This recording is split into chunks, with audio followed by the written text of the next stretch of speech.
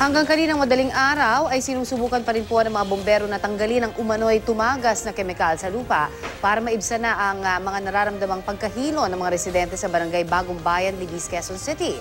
Balitang hatid ni Bam Alegre.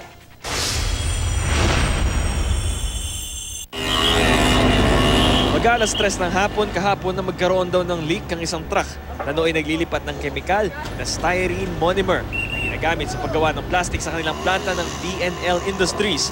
Agad namang rumesponde ang mga fire volunteer at binomba ang kumalat na kemikal sa lupa. Ito'y para raw hindi na sumama sa hangin at kumalat lalo ang amoy. Ayon sa kinatawan ng DNL Industries, pasado alas 3 naman ng hapon, idineklara na ng mga bombero na under control ang insidente. Hindi naman sa planta ang yung delivery truck. No? So nagta-transfer sila, nakalat. Yan. May amoy pa rin pero hindi naman siyang masama. Binalikan namin kagabi ang planta. Malayo pa lang malalanghap na masangsang na tila solvent na amoy. Kahit nakamask, hindi namin ito kinaya na tila nanunuot sa dibdib.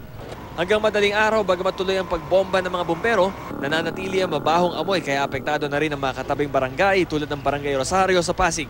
Reklamo ng mga taga rito, nakakahilo raw at nakakatuyo ng lalamunan. Baho, sakit sa ilong at saka sakit sa dibdib. Saglit pa lang kayong dumadaan, no? Oo, saglit lang. Kahit siguro pag may sakit sa hika, na hindi siguro makahinga.